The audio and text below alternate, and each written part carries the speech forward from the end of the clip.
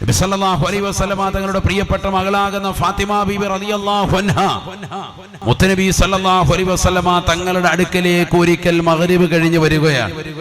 പ്രവാചകർ അവിടെയില്ല, പള്ളിയിലാണ്. ഐഷ ബീബി റളിയല്ലാഹു അൻഹയോട് കാര്യം പറഞ്ഞു, ഞാൻ വന്നത് ആരെങ്കിലും ഒരാളെ, ഒരു ജോലിക്കാരെ വേണം വീട്ടിലേക്ക്. കാരണം ആസുകല്ലിൽ മാവ് അരച്ചിട്ട് എന്റെ കൈ പൊട്ടിയിട്ടുണ്ട്, കയ്യിലെ തഴമ്പ് പൊട്ടിയിട്ടുണ്ട്. വളരെ ബുദ്ധിമുട്ടാണ്, പ്രയാസമാണ്. ആരെങ്കിലും ഒരാളെ പകലിൽ ഒരല്പം നേരം ജോലിക്ക് കിട്ടിയാൽ ജോലിഭാരം കുറയും. അതുകൊണ്ട് വീട്ടിലേക്കൊരു ജോലിക്കാരിയെ വേണമെന്നുള്ള ആവശ്യം ഉന്നയിച്ച് മുത്തുനബിയുടെ അടുക്കൽ പരാതിയുമായി വന്നതാണ്, പരിഭവം പറയാൻ മകളാകുന്ന ബീവി ഫാത്തിമ റളിയല്ലാഹു അൻഹ. നബി സല്ലല്ലാഹു അലൈഹി വസല്ലമ തങ്ങളില്ല, ഉപ്പ വരുമ്പോൾ പറയാമെന്ന് ആയിഷ ബീബി റളിയല്ലാഹു അൻഹ മറുപടി പറഞ്ഞു. ഫാത്തിമ ബീബി റളിയല്ലാഹു അൻഹ ക്ഷീണിതയാണല്ലോ, അധികം ഇരുന്നില്ല, വേഗം വീട്ടിലേക്ക് പോയി. ഇശാ നമസ്കാരം കഴിഞ്ഞ് വിത്തറുമൊക്കെ നിസ്കരിച്ച് മുത്തുനബി സല്ലല്ലാഹു അലൈഹി വസല്ലമ തങ്ങൾ വീട്ടിലേക്ക് വന്ന് പ്രവാചകൻ അകത്തളത്തിലേക്ക് സലാം പറഞ്ഞ് കടന്നു വന്നപ്പോൾ സലാം അടക്കിയതിനു ശേഷം ആയിഷ ബീബി റളിയല്ലാഹു അൻഹ പറഞ്ഞു, പ്രവാചകരെ, അവിടുത്തെ പ്രിയപ്പെട്ട മകളാകുന്ന ഫാത്തിമ റളിയല്ലാഹു അൻഹ മഹദി അവറുകൾ വരികയുണ്ടായി. കാര്യം ഇന്ന വിഷയങ്ങൾ പറഞ്ഞു. ഒരു ജോലിക്കാരിയെ കിട്ടിയാൽ തരക്കേടില്ല എന്ന് പറഞ്ഞിട്ടാണ് പോയത്. സഹോദരിമാരൊക്കെ മനസ്സിലാക്കണം, വീട്ടുജോലിക്ക് ആളെ വെച്ചിട്ടുള്ളതാകുന്ന മുസ്ലിം സഹോദര സഹോദരിമാർ ധാരാളമുണ്ട് നമുക്കിടയിൽ. അള്ളാഹു നമുക്കൊക്കെ ആഫിയത്തുള്ള ദീർഘായുസ് പ്രദാനം ചൊരിയട്ടെ. സ്വന്തമായി ചെയ്യാൻ പറ്റാതെ വരുമ്പോൾ വലിയ വലിയ ഭാരിച്ച ജോലികളൊക്കെ ചെയ്യാൻ അവരുടെ ജീവിത ക്രയവിക്രയങ്ങളിൽ എളുപ്പത്തിന് വേണ്ടി പല ആളുകളും ജോലിക്കാരെ സമീപിക്കും. 15,000 മുതൽ ശമ്പളം കൊടുത്ത് അത്തരക്കാരായ ആളുകളെ വീട്ടിൽ കൊണ്ടുവന്ന് ചില ആളുകൾ പകൽ പണി ചെയ്തിട്ട് മഗ്രിബാകുമ്പോൾ തിരിച്ചു പോകും. ചിലർക്ക് വീട്ടിന്റെ ഒരു ഭാഗത്ത് ഔട്ട്സൈഡ് തന്നെ റൂം സജ്ജീകരിച്ച് അവർ വീട്ടിൽ തന്നെ ഒരു ഖദാമയെ പോലെ രാത്രിയിലും വസിക്കും. ഏത് നിലയിലും അങ്ങനെയൊക്കെ ചെയ്യുന്ന ആളുകളുണ്ട്. പ്രായമേറെയുള്ള ഒരുപാട് ആളുകൾ നമ്മുടെയൊക്കെ പരിസരങ്ങളിലുണ്ട്. അവരെയൊക്കെ ശുശ്രൂഷിക്കാൻ ചില മക്കൾ തന്നെ ഇല്ല. മക്കളൊക്കെ ദുബായിലും ഖത്തറിലും ഒമനിലും ബഹ്റൈനിലും ഒക്കെയാണ്. ആരെങ്കിലും ഇതുപോലെ ഏതെങ്കിലും ഒരു താത്തായെ തെക്കുന്നോ വടക്കുന്നോ എവിടുന്നെങ്കിലും കൊണ്ടുവന്ന് വീട്ടിൽ കുടിയിരുത്തിയിരിക്കുക. എന്നിട്ട് അവർക്കൊരു 30,000 അല്ലെങ്കിൽ 25,000 ഒക്കെ ശമ്പളം കൊടുത്ത് പ്രവാസ ലോകത്ത് നിന്ന് അങ്ങനെ പൈസ ഡ്രാഫ്റ്റ് ചെയ്തിട്ട് മാതാപിതാക്കളെ നോക്കാൻ ഏൽപ്പിക്കുന്നതായ മക്കളായി പല മക്കളും മാറിയിട്ടുണ്ട്. നിൽക്കട്ടെ, നിങ്ങൾ പഠിച്ചു വെക്കേണ്ട പാഠമാണ്. ഫാത്തിമ ബീവി റളിയല്ലാഹു അൻഹയ്ക്ക് വേണ്ടി അവർ തന്നെ നേരിട്ടിറങ്ങി, പക്ഷെ ആളെ കിട്ടിയില്ല. പ്രവാചകർ സല്ലല്ലാഹു അലൈഹി വസല്ലമ തങ്ങളുടെ അടുക്കൽ ആളുണ്ട്, അത് മനസ്സിലാക്കിയിട്ടാണ് വന്നത്. ഈ ഒരു യുദ്ധത്തിൽ പിടിക്കപ്പെട്ടതാകുന്ന ചിറപിടിക്കപ്പെട്ടതാകുന്ന യോദ്ധാക്കളിൽ ആരെങ്കിലും ഒരാളെ മതി എന്ന് പറഞ്ഞുകൊണ്ട് പ്രവാചകരുടെ വീട്ടിൽ വന്നുകൊണ്ട് സമീപിച്ച ഫാത്തിമ ബീവി റളിയല്ലാഹു അൻഹയെ വീട്ടിലേക്ക് തിരിച്ചു പറഞ്ഞയച്ചു ആയിഷ ബീവി റളിയല്ലാഹു അൻഹ. അവസാനം പ്രവാചകർ സല്ലല്ലാഹു അലൈഹി വസല്ലമ തങ്ങൾ വീട്ടിൽ വന്നപ്പോൾ ഇത് കാര്യം പറയുമ്പോൾ പ്രവാചകൻ വേഗം തന്നെ വീട്ടിൽ നിന്നിറങ്ങി. എന്നിട്ട് ഫാത്തിമ ബീവി റളിയല്ലാഹു അൻഹയുടെ ചാരത്തെത്തി. ശ്രദ്ധിക്കണം നിങ്ങൾ. എന്നിട്ട് ഫാത്തിമ ബീവി റളിയല്ലാഹു അൻഹയും ഹസൻ ഹുസൈൻ റളിയല്ലാഹു അൻഹു എന്ന പേരക്കുട്ടികളെയും തന്റെ പ്രിയപ്പെട്ടതാകുന്ന മരുമകനാകുന്ന അലിയാർ തങ്ങളെയൊക്കെ ചേർത്തിരുത്തിയിട്ട് മകളാകുന്ന ഫാത്തിമ ബീവിയുടെ കൈ ഇങ്ങനെ എടുത്ത് വെച്ച് ആ കൈ വേദനയുള്ള ഭാഗത്ത് ഇങ്ങനെ തടവി കൊടുക്കും. വാപ്പയാകുന്ന അലി വാപ്പയാകുന്ന മുത്തനബി സല്ലല്ലാഹു അലൈഹി വസല്ലം എല്ലാവരും നോക്കുന്നുണ്ട്. അലി റളിയല്ലാഹു അൻഹുണ്ട്, മരുമകനുണ്ട്, കൊച്ചുമക്കളുണ്ട്, ഹസൻ ഹുസൈൻ റളിയല്ലാഹു അൻഹുണ്ട്. മകളുടെ കൈ ഇങ്ങനെ പിടിച്ചിട്ട് പതുക്കെ ആ മുറിവുള്ള ഭാഗത്തൊക്കെ തടവി കൊടുക്കുക. നബി സല്ലല്ലാഹു അലൈഹി വസല്ലം തങ്ങൾ പറയുകയാണ്, യാ ഫാത്തിമ, ഫാത്തിമ, നിന്റെ എല്ലാ വിഷമങ്ങളും പ്രയാസങ്ങളും തീരാൻ, ദുനിയാവും ആഖിറവും നിനക്ക് ലഭിക്കാൻ, ദുനിയാവും അതിലുള്ള സകല വസ്തുക്കളും നിന്റെ കൈവെള്ളയിലേക്ക് നിനക്ക് കിട്ടുന്നതിനേക്കാൾ ഉത്തമമായ ഒരമലിന പഠിപ്പിച്ചു തരട്ടെയോ ഫാത്തിമ. ജോലിക്കാരെയല്ല റസൂലുള്ള കൊടുക്കുന്നത്. പഠിച്ചു വെക്കണേ, പെരിങ്ങത്തൂരിലുള്ള സഹോദര സഹോദരിമാർ ചേർത്ത് വെക്കേണ്ട ഒരു ചരിത്രമാണ്. സ്വന്തമായി ജോലി ചെയ്യാൻ താക്കത്തില്ലാത്ത, കഴിവില്ലാത്തതാകുന്ന ഒരുപാട് ഉമ്മമാർ നമുക്കിടയിലില്ലേ? ആരോഗ്യപരമായ പ്രയാസം അനുഭവിക്കുന്ന പ്രിയപ്പെട്ട ഉമ്മ, നിന്റെ ജീവിതത്തിൽ ആരോഗ്യം വീണ്ടെടുക്കാൻ വീട്ടിലൊരു ജോലിക്കാരിയും ഇല്ലാതെ സ്വന്തമായി അധ്വാനിച്ച് ജോലി ചെയ്ത് ഭർത്താവിന് ഭക്ഷണം വെച്ച് വിളമ്പിക്കൊടുക്കാൻ, മക്കളുടെ കാര്യങ്ങൾ നിനക്ക് സ്വന്തമായി തന്നെ ചെയ്യാൻ, നിനക്ക് സ്വന്തമായി ആരോഗ്യമുണ്ടെങ്കിൽ നീ ചെയ്യുമല്ലോ. എന്നാൽ നിന്റെ ശരീരത്തിലേക്ക് ആരോഗ്യം വീണ്ടെടുക്കാൻ പറ്റുന്നവരാമല് ഫാത്തിമ ബീവി റളിയല്ലാഹു അൻഹയ്ക്ക് അല്ലാഹുവിന്റെ റസൂൽ പഠിപ്പിച്ചു കൊടുക്കുകയാണ്.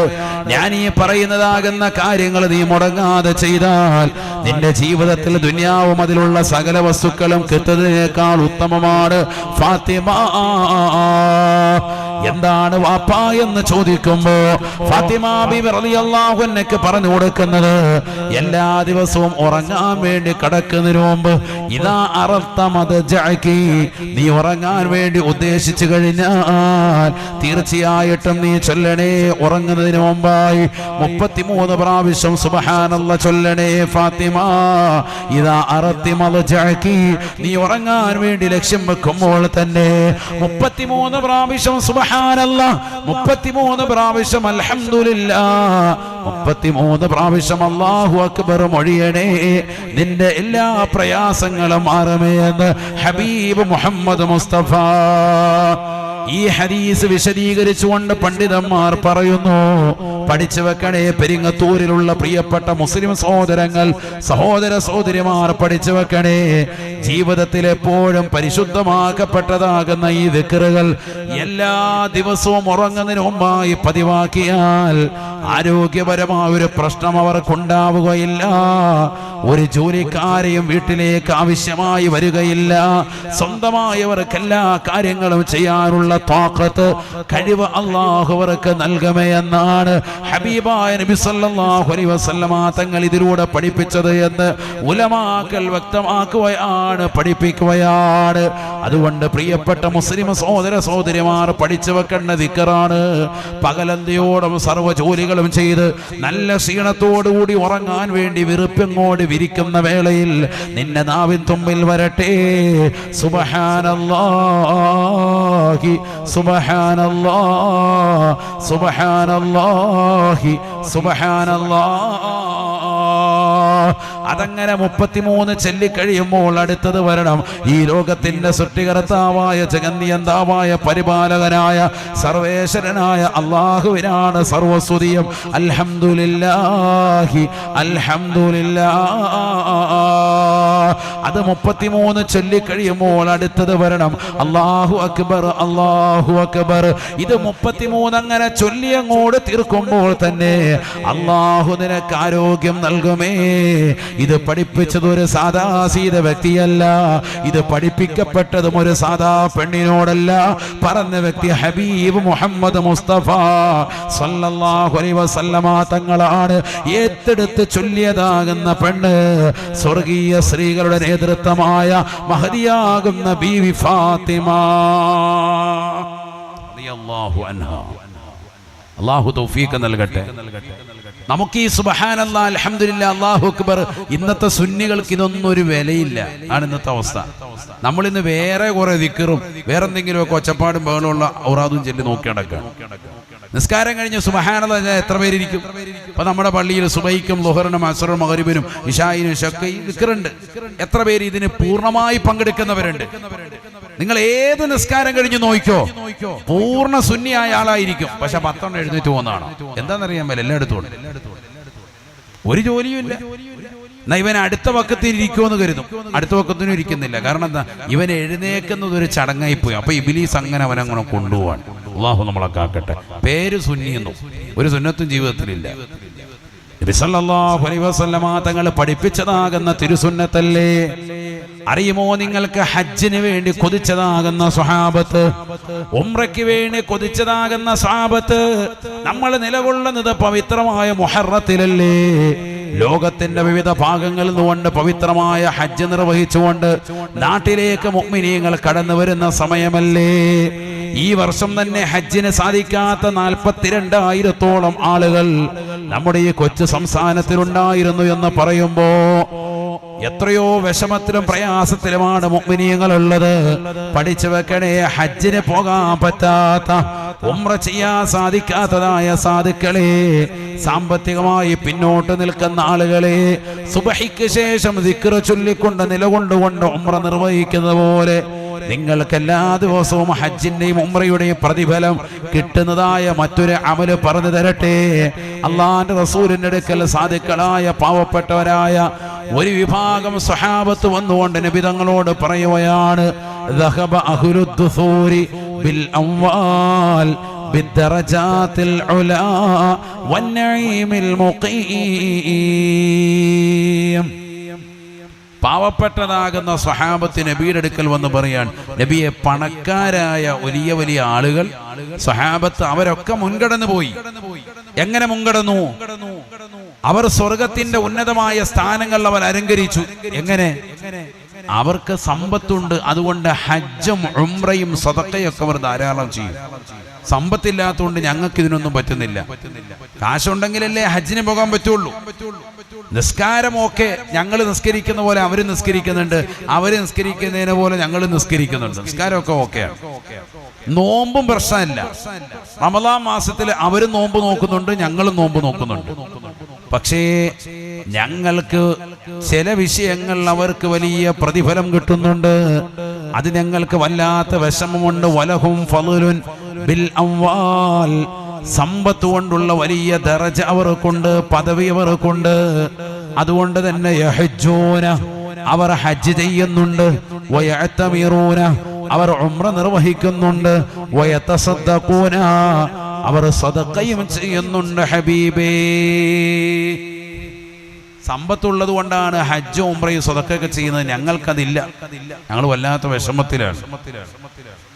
നബി സല്ലല്ലാഹു അലൈഹി വസല്ലമ തങ്ങൾ പറയുകയാണ്, അലാ അദുല്ലുക്കും, വിഷമവും സങ്കടവും പറയാൻ വന്നിട്ടുള്ള സഹാബിമാരോട് ആദരവായ റസൂലുള്ളാഹി സ്വല്ലല്ലാഹു അലൈഹി വസല്ലമ തങ്ങൾ പറയുകയാണ്, നിങ്ങൾക്ക് ഞാൻ അറിയിച്ചു നൽകട്ടെയോ സ്വഹാബാ, ഒരു നല്ല മനോഹരമാകുന്ന ഒരു അമൽ.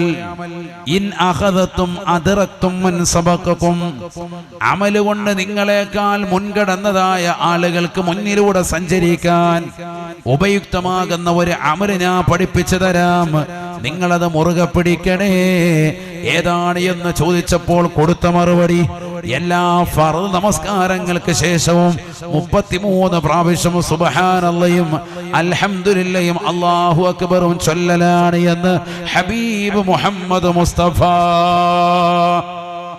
പണക്കാരായ ആളുകൾ പവിത്രമായ മക്കത്തുൽ മുക്കറമയിലെത്തി ഹജ്ജ് ചെയ്ത് ഉംറ ചെയ്ത് നാട്ടിൽ വന്നുകൊണ്ട് എല്ലാവരെയും സദഖ കൊടുത്തുകൊണ്ട് സഹായിക്കുന്നത് കാണുമ്പോ എന്റെ കയ്യിൽ കാശില്ലാത്തത് കൊണ്ടാണ് ഹജ്ജിന് പോകാൻ പറ്റാത്തത്.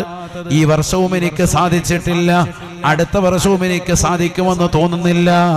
സമ്പത്തില്ലാതെ വിഷമിച്ചു നിൽക്കുന്ന പ്രിയപ്പെട്ട വാപ്പാ, വിഷമിക്കുന്ന ഉമ്മ, വിഷമിക്കേണ്ടതില്ല. റസൂലുള്ളാഹി പറയുന്നു, ഹജ്ജ് ചെയ്ത പ്രതിഫലം കിട്ടണോ, ഉംറ ചെയ്ത പ്രതിഫലം കിട്ടണോ, സ്വഹാബത്തിനോടാണ് പറഞ്ഞു കൊടുക്കുന്നത്.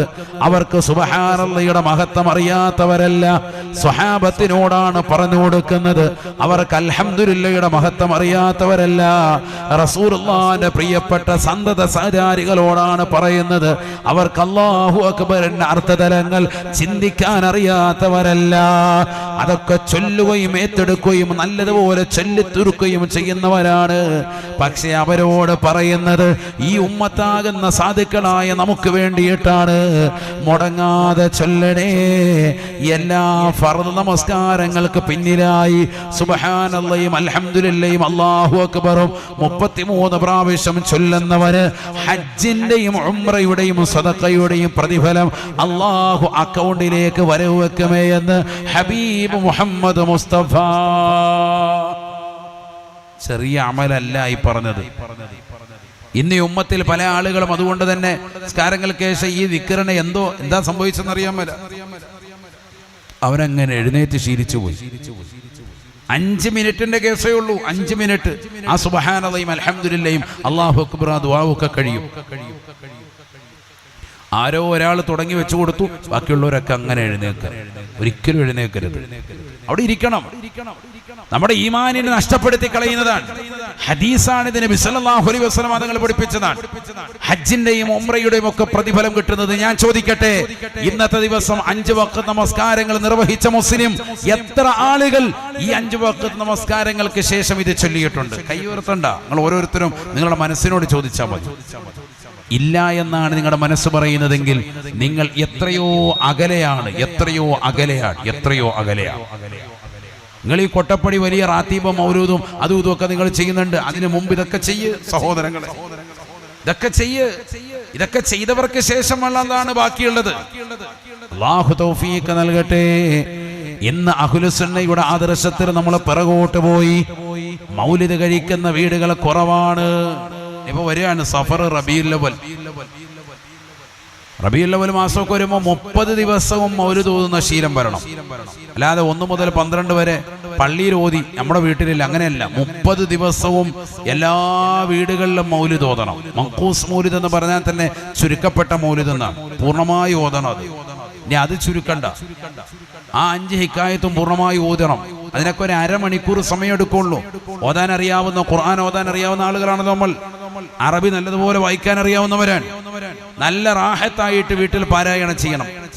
അതിനെ ആളെ കൊണ്ടുവന്ന് ചെല്ലാൻ പറ്റുന്നില്ല എങ്കിൽ നമ്മൾ തന്നെ ചെല്ലിക്കോ. അതിനുള്ള സാമ്പത്തികം ഇല്ലാത്ത ആളുകൾ സ്വന്തമായി ചെല്ലിക്കോ. റാഹത്തല്ലേ.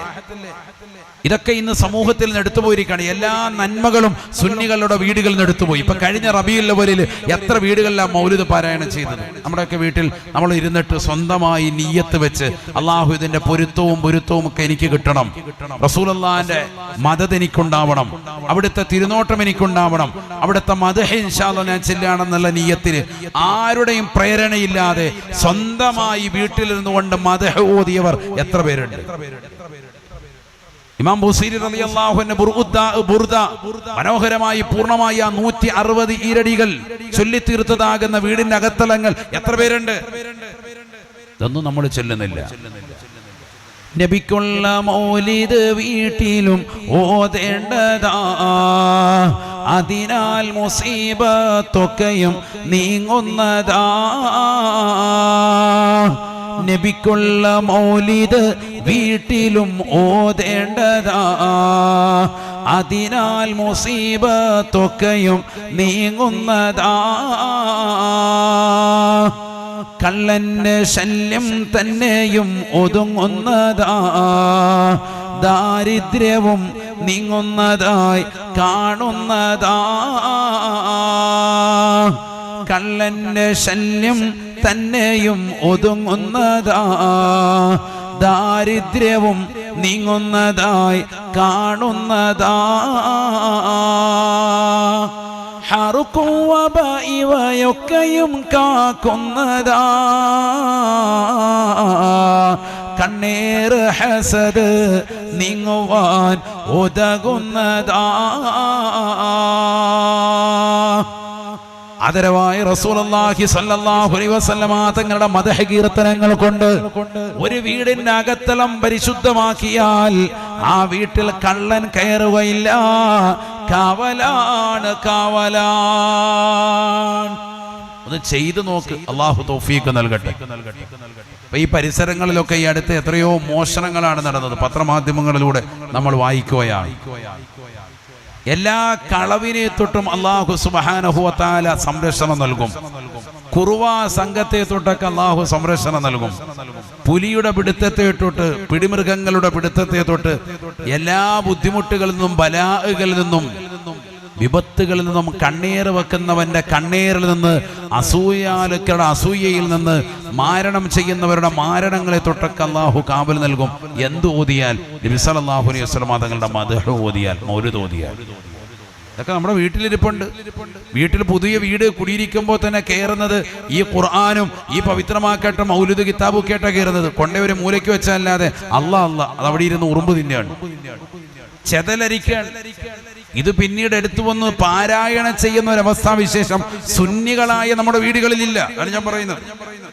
മാസത്തിലെങ്കിലും സ്വന്തമായി ഒന്ന് ഓതിത്തീർക്കുന്ന ഒരു ശീലം വേണ്ട. വർഷത്തിലെങ്കിലും കൃത്യമായി എല്ലാ ദിവസവും ആ റബീഉൽ അവ്വൽ 1 മുതൽ 30 വരെ ഓതുന്ന ഒരു ശീലം പണ്ട് കാലങ്ങളിൽ ഉണ്ടായിരുന്നു. അതുകൊണ്ട് അസുഖങ്ങൾ കുറവായിരുന്നു, വിപത്തുകൾ കുറവായിരുന്നു. ഇന്ന് കേട്ടുകേഴ്വിയില്ലാത്ത മാരകമാകുന്ന രോഗങ്ങൾ ഈ ഉമ്മത്തിന് പിടിപെടുക. 25 കോടി രൂപ ഒരു ഇഞ്ചക്ഷന്റെ വില. അത്തരത്തിലുള്ള വലിയ രോഗങ്ങൾ വരെ ഇന്ന് നമ്മുടെ ചെറിയ മക്കൾക്ക് പിടിവരികയാണ്. 25 കോടിയാണ് ഒരൊറ്റ ഇഞ്ചക്ഷന്റെ വിലയാണ്. അള്ളാഹു നമ്മളെ കാക്കട്ടെ. ഒരു മനുഷ്യൻ അവന്റെ ആയുസ് മുഴുവനും തീരെഴുതി അധ്വാനിച്ചാലും ഒരിക്കലും കൊടുത്തു തീർക്കാൻ പറ്റാത്ത അത്രമേൽ വലിയ തുകകൾ ഇന്ന് ഒരു ഇഞ്ചക്ഷന് വന്നിരിക്കുന്നു. അത്ര വലിയ രോഗങ്ങൾ അല്ലാഹു നൽകിയിരിക്കണം. ഇന്ന് വരെ കേട്ടുകഴിവില്ലാത്ത രോഗങ്ങൾ. നമ്മുടെ ഈ തലമുറയാണ് അതൊക്കെ മനസ്സിലാക്കുന്നത്. കോവിഡും അനുബന്ധ ഘട്ടങ്ങളും കാലങ്ങളിലുമായി നമ്മൾ വസിച്ചുകൊണ്ടിരിക്കുന്ന ഈ ലോകത്ത് എത്രയെത്ര മാറാവ്യാധികളാണ്.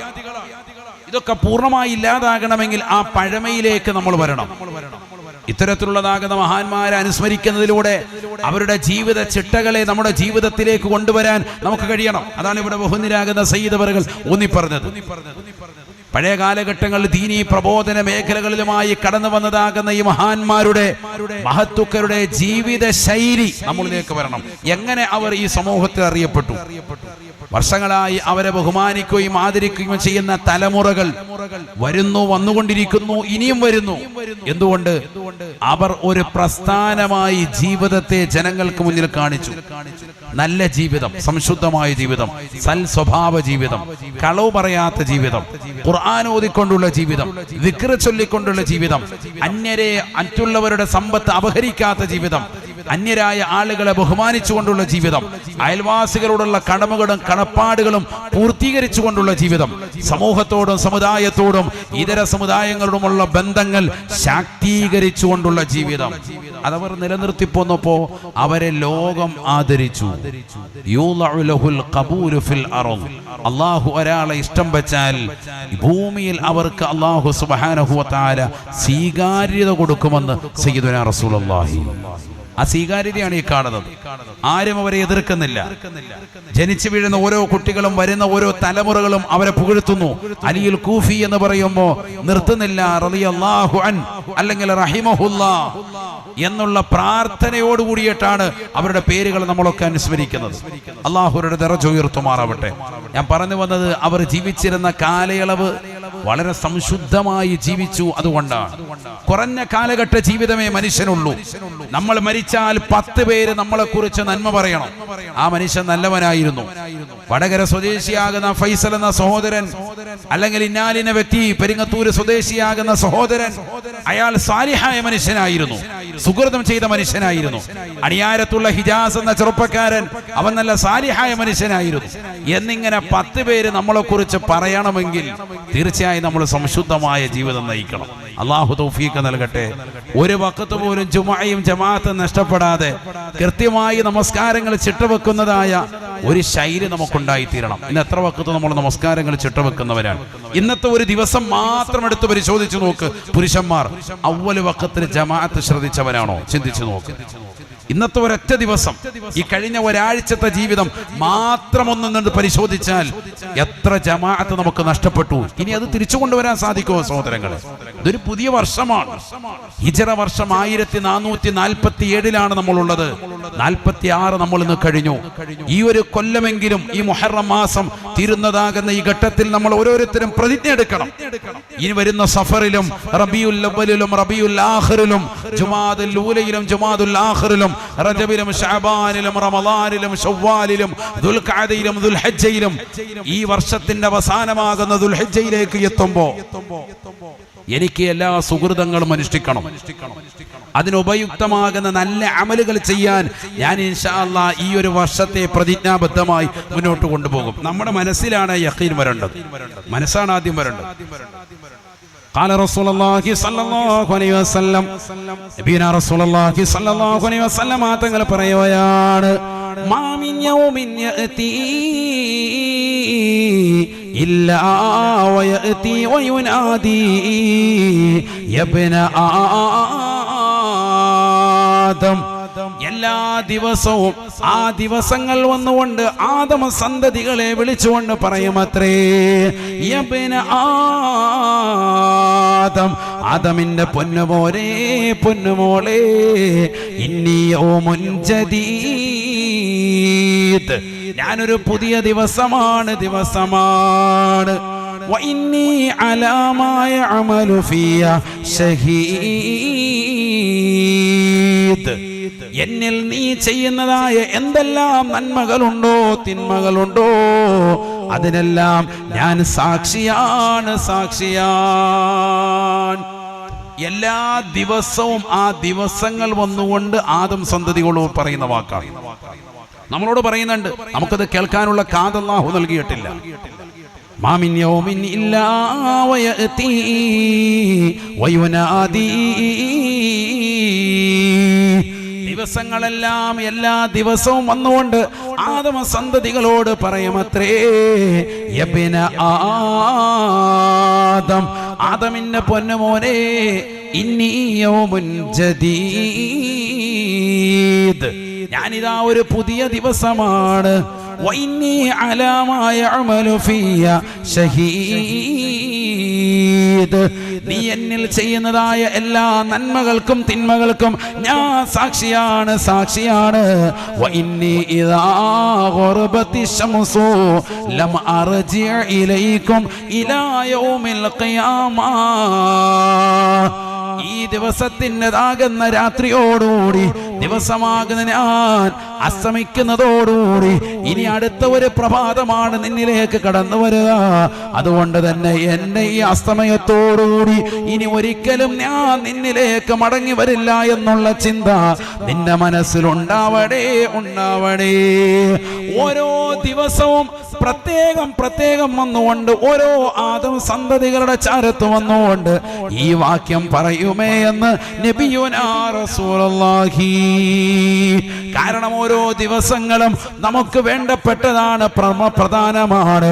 ഓരോ വർഷവും, ഓരോ ദിവസവും, ഓരോ മാസവും, ഓരോ സെക്കൻഡുകളും നമുക്ക് വേണ്ടതാണ്. ഈ വർഷം പോയാൽ ഇനി ഒരു വർഷം നമുക്ക് ഏകുമോ ചിന്തിക്കണേ മനുഷ്യ. ഈ ഒരു മാസം നഷ്ടപ്പെട്ടാൽ ഇതുപോലെ ഒരു മാസം നമുക്കിനി ജീവിതത്തിൽ കടന്നു വരുമോ? ഇന്നിതാ തുടങ്ങിയിരിക്കുന്ന ഒരു ദിവസം, ഇന്നത്തെ മഗ്‌രിബ് മുതൽ തുടങ്ങിയതാകുന്ന ദിവസം, നാളത്തെ മഗ്‌രിബോടുകൂടി ഈ ദിവസം അവസാനിക്കുകയാണ്. ഇനി ജീവിതത്തിൽ ഒരിക്കലും ഈ ദിവസം നമുക്ക് കടന്നു വരില്ല. അതാണ് അല്ലാഹുവിന്റെ റസൂൽ വെളിപ്പെടുത്തുന്നത്. ദിവസങ്ങൾ വന്നുകൊണ്ട് നമ്മളോട് പറയുകയാണ്, യബ്ന ആദം, പൊന്നുമോളെ ശ്രദ്ധിക്കണേ. വഇന്നി ഇദാ ഗറബതി ശംസു ലം അർജി ഇലൈക്കും ഇലാ യൗമിൽ ഖിയാമ. ദിവസമാകുന്ന ഞാൻ നിനക്ക് അസ്തമിച്ചു കഴിഞ്ഞാൽ, ഇല്ലാതായി കഴിഞ്ഞാൽ ഇനി നിന്നിലേക്ക് ഞാൻ മടങ്ങി വരില്ല. അതുകൊണ്ട് വെറുതെ കളയല്ലേ, അമല് കൊണ്ട് മുഖരിതമാക്കണേ എന്നിലെന്ന് ദിവസമെന്ന് വിളിച്ചു പറയുന്നുണ്ട് എന്ന് ഹബീബുനാ റസൂലുള്ളാഹി. നമ്മളിത് ശ്രദ്ധിക്കുന്നില്ല. നമ്മളിങ്ങനെ കളിച്ചും രസിച്ചും ഇങ്ങനെ ഓരോ ദിവസത്തെ ഇങ്ങനെ വിടുകയാണ്. ഒരു ദിവസം ഇങ്ങനെ കഴിയുമെന്ന് നോക്കിയിരിക്കുക. ദിവസങ്ങൾ കഴിയാൻ വേണ്ടി മൊബൈൽ എടുത്തു വെച്ചിട്ട് അതിലേക്ക് നോക്കിയിരിക്കുക. പാട്ട് കേട്ടുകൊണ്ടിരിക്കുന്നു. നാളെ സ്കൂൾ അവധിയാണ്. അപ്പോൾ ഇപ്പോഴേ തന്നെ ഏതെങ്കിലും ഒരു സിനിമ ടെലഗ്രാമിൽ നോക്കിയിട്ട് ഡൗൺലോഡ് ചെയ്ത് റാഹത്തായിട്ട് സെറ്റ് ചെയ്ത് വെച്ചിരിക്കുക. കുറച്ച് നേരം രാത്രി ഹയാത്താക്കണം, വാത് കഴിഞ്ഞിട്ട് 3 മണി വരെ. പിന്നെ കിടന്ന് ഉറങ്ങണം സുബഹില്ലാതെ റാഹത്തായിട്ട് 4 മണിക്ക് വരെ. ഇതാണ് നമ്മുടെ അവസ്ഥ. പുതിയ സിനിമകൾ ഇങ്ങനെ OTT പ്ലാറ്റ്ഫോമിൽ വരുന്നതൊക്കെ ഇരുന്ന് കണ്ടുകൊണ്ടിരിക്കുന്നു. നാളത്തെ പകല് മുഴുവൻ ആ നിലയിലായി. നല്ല മഴയാണ്, ഉമ്മ മകളെ വിളിക്കില്ല. കാരണം എഴുന്നേറ്റ് വെറുതെ വന്നിരുന്നാൽ ഇവിടെ വന്ന് TV വെച്ചോണ്ടിരിക്കും. അവിടെ റൂമിലാണെങ്കിൽ ഒരു കുഴപ്പമില്ല, ലാപ്ടോപ്പിലെങ്കിലും അങ്ങനെ അവിടെ ഇരുന്നോട്ട്. നിസ്കാരത്തിന് ക്ഷണിക്കുന്ന മാതാക്കളില്ല, പെൺമക്കളെ ക്ഷണിക്കുന്ന മാതാക്കളില്ല, ആൺകുട്ടികളെ ക്ഷണിച്ചു വരുത്തുന്നതാകുന്ന രക്ഷിതാക്കളില്ല. ഭൂരിപക്ഷം ചെറുപ്പക്കാരും സഹോദര സഹോദരിമാരും ലഹരിയുടെ അടിമകളായി മാറി. തിരുവനന്തപുരം ജില്ലയിലെ ആറ്റിങ്ങലിൽ ഈ കഴിഞ്ഞ ആഴ്ചയാണ് വലിയതാകുന്ന ഒരു ലഹരി വേട്ടയുണ്ടായത്. 1.5 കിലോയുടെ MDMA ലഹരി കണ്ടുപിടിക്കപ്പെട്ടു. എക്സൈസ് ഉദ്യോഗസ്ഥർ തിരുവനന്തപുരം ജില്ലക്കാര് തന്നെയാണ്. കല്ലമ്പല സ്വദേശികളെയാണ് പിടിച്ചത്.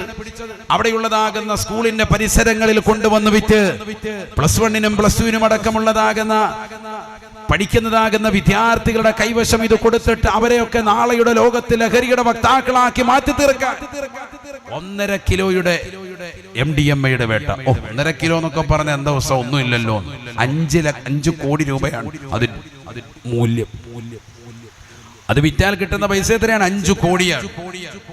കോടിക്കണക്കിന് രൂപയുടേതാകുന്ന ലഹരിയാണ് നമ്മുടെ ഈ കൊച്ചു കേരളത്തിൽ. ഇത്രയേറെ ശ്രദ്ധ സർക്കാരിന്റെ ഭാഗത്ത് നിന്ന്, ഗവൺമെന്റിന്റെ ഭാഗത്തു നിന്ന് ഉണ്ടായിട്ട് പോലും നമ്മുടെ മക്കൾക്കിടയിൽ വിറ്റഴിക്കപ്പെടുന്നു. അല്ലാഹു കാക്കുമാറാവട്ടെ. ആരോട് പറയാൻ, ആരോ ഉപദേശിക്കാൻ? ഇതൊക്കെ കേട്ടിട്ടും നമ്മുടെ മക്കളൊക്കെ അതിനടിമപ്പെടാൻ. സ്വന്തമായ ഒരു തീരുമാനം ഈ വിഷയത്തിൽ മക്കൾ കൈക്കൊള്ളാതെ ആരും നന്നാവൂല. അവനവൻ സ്വന്തം തീരുമാനിക്കണം. ഇതിലൂടെ എൻ്റെ ജീവിതം താറുമാറാകും, എന്റെ ബുദ്ധിക്ക് വിഘാതമാകും, എന്റെ ബുദ്ധിക്ക് തടസ്സം വരും, എന്റെ ശരീരത്തിന്റെ അവയവങ്ങളെ കൂച്ചുവിരങ്ങടപ്പെടും, ആരോഗ്യപരമായി ഞാൻ ക്ഷീണിക്കും, ക്ഷയിക്കും, എന്റെ ഓർമ്മശക്തി നശിക്കും, എന്റെ ഇബാദത്തുകൾക്ക് കോട്ടം വരും. സർവോപരി എന്റെ ജഗന്നിയന്താവായ പരിപാലകനാകുന്ന അള്ളാഹുവിന്റെ പൊരുത്തം എനിക്ക് കിട്ടാതെ വരും, എനിക്ക് എന്റെ ആഖിറം നഷ്ടപ്പെടും. ഈ ഒരു ചിന്ത ആൺകുട്ടികളുടെയും പെൺകുട്ടികളുടെയും മനോമകരത്തിൽ സ്വന്തമായി ഉടലെടുക്കാതെ ഇതിനെതിരെ ആരൊക്കെ കൊടി ഉയർത്തിക്കൊണ്ട് ശബ്ദിച്ചിട്ടും ഒരു കാര്യമില്ല. അവരവർ സ്വന്തം വരണം. ഡി അഡിക്ഷൻ സെന്ററിൽ കൊണ്ടുപോകണമെങ്കിൽ സ്വന്തമായിട്ട് അവർ വരണം. അല്ലെങ്കിൽ 2 ദിവസം കഴിയുമ്പോൾ അവൻ അവിടെ നിന്ന് ചാടും. എവിടെ നിന്നും ചാടിപ്പോകാനുള്ള മനസ്ഥിതി വരും. അവനവൻ സ്വന്തം നന്നായെങ്കിൽ മാത്രമേ രക്ഷപ്പെടുകയുള്ളൂ. അങ്ങനെ ഒരു നന്നാവാൻ വേണ്ടി ഒരു മനസ്സ് നമുക്കുണ്ടാവണം. ഇപ്പൊ സിഗരറ്റ് വലിക്കുന്ന ആളുകൾ, അജിയരെ നിർത്ത്, നിങ്ങളുടെ മക്കള് പേരക്കുട്ടികളൊക്കെ അത് കണ്ടിട്ട് അവരും തുടങ്ങും. സാറേ ടെൻഷൻ കൊണ്ടോ സാർ? ടെൻഷൻ അടിച്ചാൽ ഈ സാധനം വലിച്ചു കഴിഞ്ഞാൽ ടെൻഷൻ മാറുമെന്ന് ലോകത്ത് ഏത് മനുഷ്യൻ പറഞ്ഞു? ഒരാളും പറഞ്ഞിട്ടില്ല. ഇത് വലിച്ചിട്ട് ഇത് കിട്ടാതാകുമ്പോൾ ടെൻഷനേ ഉള്ളൂ. അള്ളാഹു മുളക്കാക്കട്ടെ. പിന്നെ വിറക്കുകയാണ്. അള്ളാഹു നന്നാക്കി തരുമാറാവട്ടെ. വളരെയേറെ ശ്രദ്ധിക്കേണ്ട വിഷയമാണ്. ഒരുപാട് ആളുകൾ ഇതുമായി ബന്ധപ്പെട്ടുകൊണ്ട് നിലകൊള്ളുന്നവരുണ്ട്. വളരെ ശ്രദ്ധിക്കണം. എന്നിട്ട് ഇതൊന്നും ഇല്ലാതെ രാത്രി മുഴുവൻ ഉറക്കമൊഴിച്ച് സിനിമയും കണ്ട് സുബൈക്ക് ശേഷം അങ്ങനെ കിടന്ന് ഉറങ്ങാണ്. സുബൈ കഴിഞ്ഞ് ഉറങ്ങിയാൽ തന്നെ ഈമാൻ നഷ്ടപ്പെട്ടു. ഒരു ബറക്കത്തും ഉണ്ടാവൂല. ജീവിതത്തിൽ ബറക്കത്തില്ലാത്തതായി നമ്മുടെ ഉമ്മത്ത് മാറാൻ കാരണം സുബൈ കഴിഞ്ഞിട്ടുള്ള ഉറക്കമാണ്. ബറക്കത്ത് കെട്ടവനായിരിക്കണമെങ്കിലേ സുബഹിക്ക് ശേഷമുറങ്ങ് പരമസുഖത്തിലേ. ബറക്കത്ത് കെട്ടവനായിരിക്കണമെങ്കിലേ സുബഹിക്ക് ശേഷമുറങ്ങ് പരമസുഖത്തിലേ. ഒരാളുടെ ജീവിതത്തിൽ ബറക്കത്ത് വേണ്ട എന്നാണ് ലക്ഷ്യമെങ്കിൽ അയാൾ സുബൈ കഴിഞ്ഞ് ഉറങ്ങിക്കോട്ടെ എന്ന് അല്ലാഹു നമ്മളെ. ആരെങ്കിലും അങ്ങനെ ചിന്തിക്കോ? ഇപ്പൊ ഈ കൂട്ടത്തിൽ ബറക്കത്ത് വേണ്ടാത്ത ആരാണെന്ന് ചോദിച്ചാൽ ആരെങ്കിലും കൈ ഉയർത്തുമോ? എല്ലാവർക്കും ഉദ്ദേശം എന്താ? ജീവിതത്തിൽ ബറക്കത്ത് വേണമെന്നാണ്. ബറക്കത്ത് നഷ്ടപ്പെട്ടു പോകുന്ന ഒരു പ്രവണതയാണ് സുബഹിക്ക് ശേഷമുള്ള ഉറക്കം. ശരിക്കും മനസ്സിലായിക്കോ? അപ്പൊ പിന്നെ ഉറങ്ങാൻ പറ്റൂല. ഉറങ്ങൽ അനുവദനീയം ആർക്കാണ്? രാത്രി മുഴുവൻ ഇബാദത്തെടുത്ത ഒരു മനുഷ്യൻ, ഉറക്കമൊഴിച്ച മനുഷ്യൻ, അയാൾ ഉദയത്തിന്റെ സമയത്തിന് ശേഷം അല്പം ഉറങ്ങുന്നതിൽ തെറ്റില്ല. സുബൈ കഴിഞ്ഞിട്ടുള്ള ഉടനെയുള്ള ഉറക്കം അത് ഗുണമല്ല. സുബൈ കഴിഞ്ഞ് ഉദയം വരെ എന്ത് വേണം? ദിക്റിലും ഔറാദിലുമായി കഴിഞ്ഞു കൂടണം. അവൻ എന്ത് കിട്ടും? നമ്മൾ ആദ്യം പറഞ്ഞു, ഉംറയുടെ നേട്ടം കിട്ടും. അല്ലാഹു തൗഫീഖ് നൽകട്ടെ. ഉദയം വരെ ഒരിക്കലും ഉറങ്ങാൻ പാടില്ല. ഉറങ്ങുന്നവനെ ഉറപ്പിച്ചോ, എത്ര വിദ്യാഭ്യാസം ഉണ്ടായിട്ടും കാര്യമില്ല. നമ്മുടെയൊക്കെ പരിസരത്ത് അതാണ് ഇപ്പൊ സംഭവിച്ചുകൊണ്ടിരിക്കുന്നത്. MA കഴിഞ്ഞവനാണ്, MBA കഴിഞ്ഞവനാണ്, എഞ്ചിനീയറിംഗ് കഴിഞ്ഞവനാണ്. ജോലി വല്ലതും ഉണ്ടോ? ജോലിയൊന്നുമില്ല. തേരാപ്പാര നടക്കാൻ, അങ്ങോട്ടും ഇങ്ങോട്ടും നടക്കും. രാവിലെ എഴുതിയേക്കും പല്ലിയൊക്കെ അങ്ങോട്ടും ഇങ്ങോട്ടും നടക്കും. വൈകിട്ട് വന്ന് എന്തെങ്കിലുമൊക്കെ കഴിച്ചിട്ട് വാപ്പ ഉണ്ടാക്കിയ സംഭവത്തിൽ നിന്ന് മനുഷ്യൻ ഇവിടെ സൈഡിൽ കിടക്കും. നല്ല വിദ്യാഭ്യാസമുണ്ട്, പക്ഷെ നല്ലൊരു ജോലിയില്ല. ആൺകുട്ടികൾക്കും പെൺകുട്ടികൾക്കും ഇതേ അവസ്ഥ. എന്താ കാരണം? രാത്രി ഫുള്ള് സിനിമ കണ്ടിട്ട് 3 മണി സമയമാകുമ്പോൾ കടന്നുറങ്ങി. പിന്നെ അവൻ എഴുന്നേക്കുന്നത് അതനുസരിച്ചുള്ള സമയം 8 മണി 9 മണി ആകുമ്പോഴാണ് എഴുന്നേൽക്കുന്നത്. സുബഹിയുമില്ല, സുബഹിക്ക് ശേഷമുള്ള ഔറാദുമില്ല, എല്ലാം നഷ്ടപ്പെടുന്നു. അല്ലാഹു നമ്മളെ കാക്കുമാറാവട്ടെ. ആരെങ്കിലും സുബഹി നമസ്കരിച്ചാൽ മൻ സല്ല സുബ്ഹ ഫഹുവ ഫീ ദിമ്മത്തില്ലാഹി ശഫീഉനാ റസൂലുള്ളാഹി. സുബഹി നമസ്കാരം തന്നെ കൃത്യത വെച്ചാൽ അള്ളാഹുവിന്റെ ഉത്തരവാദിത്തത്തിലാണ്. അള്ളാഹുവിന്റെ കാര്യമൊക്കെ നടപടിയാക്കും. നമുക്കൊക്കെ നിസ്കാരം സുബഹിയിൽ പലപ്പോഴും അലംഭാവം വരുന്നുണ്ട് പല ആളുകൾക്കും. അതുകൊണ്ടാണ് ഇത് വീണ്ടും വീണ്ടും ഉണർത്തുന്നത്. അവ്വൽ വഖത്ത് സുബഹി നമസ്കരിക്കുന്ന വിഷയത്തിൽ അലംഭാവം വന്നോ, റബ്ബിന്റെ ഉത്തരവാദിത്തത്തിൽ നിന്ന് നാം ഒഴിഞ്ഞിരിക്കുകയാണ്. നിനക്ക് ചെലവ് തരൽ പിന്നെ അള്ളാഹുവിന്റെ കാര്യത്തിൽപ്പെട്ടത്. നിന്റെ മക്കളുടെ കാര്യമൊന്നും നോക്കൂല അള്ളാഹു. ചില ഉമ്മമാർ മക്കൾക്ക് വേണ്ടി ജീവിക്കാൻ. പല സഹോദരിമാരും സഹോദരങ്ങളും വന്നിട്ട് ചോദിക്കും, മകന്റെ കല്യാണം ശരിയാകാൻ ഉസ്താദേ അർ-റഹ്മാൻ സൂറത്ത് ഓതാൻ കൊടുക്കുക. ഉസ്താദേ കുറെ നാളായിട്ട് ഓതുന്നുണ്ട് ഉസ്താദേ, ഒന്നും ആയില്ല. നവദാത്ത നടക്കാത്ത എന്തുകൊണ്ടാ? മകൻ ഓതുന്നില്ല, അവന് നിസ്കാരവും ഇല്ല, അവന് ഓതലുമില്ല. അവനിങ്ങനെ കണ്ടും കഞ്ചാവും ഒക്കെ ആയിട്ട് ഇങ്ങനെ നടക്കാൻ. ഉമ്മ കാര്യമായിട്ട് ഓതുക, ഉമ്മാക്ക് 2ാം കെട്ട് വരും. അള്ളാഹു മുളക്കാക്കട്ടെ. അടുത്ത ആലോചന ഉമ്മാക്ക് വരും. കാരണം റഹ്മാൻ ഓതിക്കൊണ്ടിരിക്കുകയാണ്. മകനോ അവന് നിസ്കാരവും ഇല്ല, ഈ ഓതലും ഇല്ല. അങ്ങനെ ആകാൻ പാടില്ല. മക്കൾ 5 വഖത്ത് നമസ്കാരം നിർവഹിക്കണം. അവരോതട്ടെ റഹ്മാൻ സൂറത്ത് എല്ലാ ദിവസവും, അവരോതട്ടെ സൂറത്തുൽ വാഖിയ. പാപ്പ ജോലി ചെയ്യുന്ന പ്രവാസ ലോകത്ത് ഖത്തറിലും യുഎഇയിലും ബഹ്റൈനിലും ഒമാനിലും സൗദിയിലും അടക്കം പ്രവാസ ലോകത്ത് പ്രയാസം അനുഭവിച്ചുകൊണ്ട്, വലിയ ബുദ്ധിമുട്ടുകൾ അനുഭവിച്ചുകൊണ്ട്, തീഷ്ണ യാതന അനുഭവിച്ചുകൊണ്ട് നിലകൊള്ളുന്നതാകുന്ന ഉപ്പയ്ക്ക് വലിയ സമ്മാനപ്പൊതിയാണ് മക്കളുടെ വീട്ടിലുള്ളതാകുന്ന സൂറത്തുൽ വാഖിയയുടെ പാരായണമെന്ന് സയ്യിദുനാ റസൂലുള്ളാഹി. ആ ഉപ്പയുടെ ജോലിയിൽ ബർക്കത്തുണ്ടാകും. അതിന്റെ അർത്ഥം വാപ്പ ഓതണ്ടെന്നല്ല, വാപ്പ ഓതിയാൽ ഖൈറാണ്. മക്കൾ ഓതുമ്പോൾ അതിലും ഖൈർ തന്നെയാണ്. മക്കൾ ഓതണം. വീട്ടിൽ ഭാര്യയും മക്കളുമൊക്കെ ഭർത്താവിന്റെ ജോലിക്ക് വലിയ സഹായകമായിട്ട് വീട്ടിൽ ഖുർആൻ പാരായണം ഉണ്ടാവണം. നമ്മുടെ വീട്ടിൽ ഇതൊക്കെ നഷ്ടപ്പെട്ടു പോയി. നബിയുനാ റസൂലുള്ളാഹി സ്വല്ലല്ലാഹു അലൈഹി വസല്ലം തങ്ങൾ പറയുകയാണ്, ലാ തഖൂമുസ്സാഅ ഇല്ലാ അലാ ശിറാരിൽ ഖൽഖ്. സൃഷ്ടികൾ വെച്ച് ഏറ്റവും മോശപ്പെട്ടതാകുന്ന സമൂഹത്തിന്റെ മേലല്ലാതെ ഈ ലോകം അവസാനിക്കില്ല എന്ന് നബിയുനാ റസൂലുള്ളാഹി. ലാ തഖൂമുസ്സാഅ അലാ അഹദിൻ യഖൂലു അല്ലാഹ് അല്ലാഹ് അല്ലാഹ് അല്ലാഹ് എന്ന് പറയുന്ന ഒരാളെങ്കിലും ഈ ഭൂമുഖത്തുണ്ടാകവേ ഈ ലോകം അവസാനിക്കില്ല എന്നും ഹബീബുനാ റസൂലുള്ളാഹി. അഥവാ അവസാന കാലഘട്ടം കടന്നു വരുമ്പോ അല്ലാഹു അക്ബർ അല്ലാഹു അക്ബർ എന്ന് പറയുന്നതായ ആളുകൾ കുറവാണ്. അല്ലാഹുവിനെ സ്മരിക്കുന്നതായ ആളുകൾ കുറവാണ്. വീടിന്റെ അകത്തലങ്ങളിൽ ഖുർആൻ പാരായണം ചെയ്യുന്നവർ കുറവാണ്. അല്ലാഹുവെ ഓർക്കുന്നവർ കുറവാണ്. വീട്ടിലിപ്പോ പെണ്ണുങ്ങളൊക്കെ ഇങ്ങനെ പ്രായമുള്ള ഉമ്മമാരുള്ളത് കൊണ്ടാണ് ബാക്കിയുള്ളവരെ പടച്ചവനെ എടുത്ത് കൊടയാത്തത്. കാരണം എന്താ? അവര് നിസ്കാരവും മറ്റു കാര്യങ്ങളൊക്കെ ചെയ്ത് എപ്പോഴും നിക്കറും ചൊല്ലിക്കൊണ്ടിരിക്കുക. ബാക്കി ഇപ്പുറത്ത് 24 മണിക്കൂറും സിനിമാ പാട്ട്, 24 മണിക്കൂറും ഡാൻസ്, കൂത്ത്, അത് തന്നെ പരിപാടി, വേറെ ഒന്നുമില്ല. എഴുന്നേക്ക് ഇങ്ങനെ പാട്ടും കൂത്തുകെട്ട് നടക്കുക ദുനിയാവിന്റെ പിറകെ. ഇപ്പുറത്ത് കുറെ പ്രായമുള്ള ആളുകൾ, അവരുടെ തലമുറ കൂടി കഴിഞ്ഞാൽ വല്ലാഹി സുമ്മ വല്ലാഹി ഈ സമൂഹത്തിന് വലിയ അദാബാണ്. അല്ലാഹു നമ്മളെക്കാക്കട്ടെ. അവരിങ്ങനെ ഉള്ളതുണ്ട്. പ്രായമുള്ള കുറച്ച് ആളുകൾ അവർ 5 വഖത്ത് നിസ്കാരം നിലനിർത്തി എപ്പോഴും ആ ഖുർആൻ ഓതി ആ നിസ്കാര മുറിയിലിരുന്നു കൊണ്ട് അവരുടെ ചെറിയ ശബ്ദത്തിൽ ഇങ്ങനെ ഖുർആൻ ഓതി ഇങ്ങനെ ഇരിക്കുന്നതിന്റെ ഒരു ഗുണം ബാക്കിയുള്ളവർക്ക് ഇങ്ങനെ അല്ലാഹു കൊടുത്തുകൊണ്ടിരിക്കുക. ഇല്ലെങ്കിൽ വീട്ടിലൊരു മുത്തഅല്ലിം ഓതാൻ പോയതിന്റെ ഗുണം കൊണ്ട് ബാക്കിയുള്ളവർക്ക് അല്ലാഹു റിസ്ക് കൊടുക്കണം. അങ്ങനെയാണ്. വീട്ടിൽ ഒരാൾ ഓതാൻ പോകുന്നുണ്ടെങ്കിൽ അദ്ദേഹത്തിന്റെ ബറക്കത്ത് കൊണ്ട് വീട്ടിലുള്ളവർക്ക് റിസ്ക് നൽകും. ഹദീസുണ്ട്, എത്രയോ സംഭവം. അല്ലാഹു മനസ്സിലാക്കാൻ തൗഫീഖ് തരട്ടെ. മുത്തഅല്ലിമിന്റെ മഹത്വം അത്രമേൽ വലുതാണ്. നമ്മളോർക്ക് ആ മുത്തഅല്ലിം പോയതുകൊണ്ട് അവനും കൂടി ഇവിടെ ഉണ്ടായിരുന്നെങ്കിൽ എന്തെങ്കിലും ചെലവിന് കിട്ടിയേനേന്ന്. ഒരിക്കലുമല്ല. ആ മുത്തഅല്ലിം ഓതാൻ പോയത് കൊണ്ടാണ് ബാക്കിയുള്ളവർക്ക് കൂടി വീട്ടിൽ മനോഹരമായി അന്നം അല്ലാഹു നൽകുന്നത്. ആ മുത്തഅല്ലിമിന്റെ ബർക്കത്ത് കൊണ്ടാണ്. അല്ലാഹു മനസ്സിലാക്കാൻ തൗഫീഖ് തരട്ടെ. ഓരോ വീട്ടിലും ഒരു മുത്തഅല്ലിം ഉണ്ടാകണം. ഒരു ഹാഫിള്, ഒരു ആലിം, ഒരു മനോഹരമാകുന്ന രീതിയിൽ ജീവിതത്തെ സംവിധാനിക്കുന്ന ഒരു കച്ചവടക്കാരൻ, അതോടൊപ്പം തന്നെ നല്ലൊരു എഞ്ചിനീയർ, നല്ലൊരു ഡോക്ടർ, അങ്ങനെ എല്ലാം കൂടി ചേർന്ന ഡോക്ടറും അതുപോലെ തന്നെ ഡോക്ടറേറ്റ് എടുത്ത ഒരു വ്യക്തിയും ഹാഫിളും ആലിമും കച്ചവടക്കാരും ഒക്കെ കൂടിച്ചേർന്ന ഒരു കുടുംബമായി നമ്മുടെ കുടുംബാന്തരീക്ഷം മാറണം. ഈ ഹാഫിളും ആലിമും ഒക്കെ കുടുംബത്തിന്റെ ആത്മീയ മേഖലകളെ നിയന്ത്രിക്കട്ടെ. അവരുടെ വീടുകൾ എല്ലാവർക്കും ബേസിക്കായിട്ട് ആത്മീയമായ അറിവ് കൊടുക്കട്ടെ. ഈ കുട്ടികൾ 1 മണിക്കൂർ മദ്രസയിൽ പഠിച്ചിറങ്ങിയപ്പോ അവർക്ക് കിട്ടിയ ആത്മീയ മേഖല വളരെ വലുതാണ്.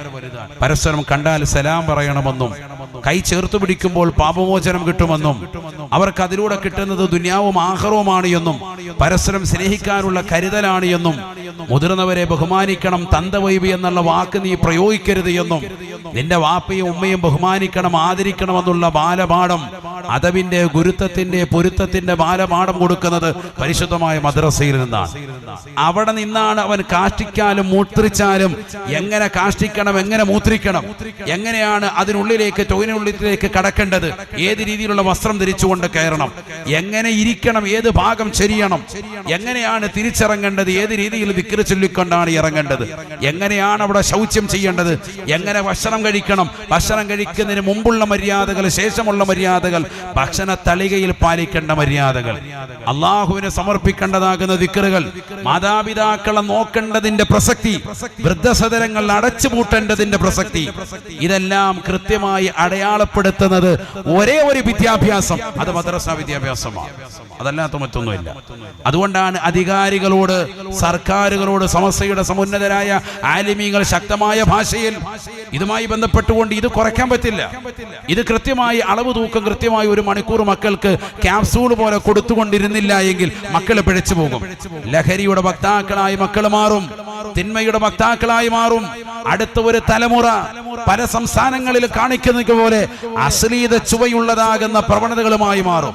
സ്വന്തം മാതാവിനെ തിരിച്ചറിയാതെ അവരെ പിടിച്ചു വെച്ച് വ്യഭിചരിക്കുന്നതാകുന്ന ലോകത്തേക്ക് മക്കൾ മാറും. അത് പോകാതിരിക്കാൻ മക്കളിൽ ആത്മീയമാകുന്ന പോഷണം കൊടുക്കൽ നിർബന്ധമാണ്.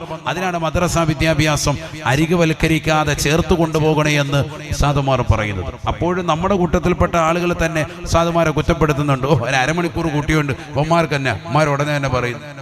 നല്ല വിദ്യാഭ്യാസം കൊടുക്കണം. മദ്രസയും വേണം, ഭൗതികവും വേണം, രണ്ടും നമുക്ക് വേണ്ടതാണ്. ഭൗതിക വിദ്യാവാഹനം കൊള്ളാമടോ, ആത്മീയ വിദ്യയാണതിൻ്റെ ബ്രേക്കടോ.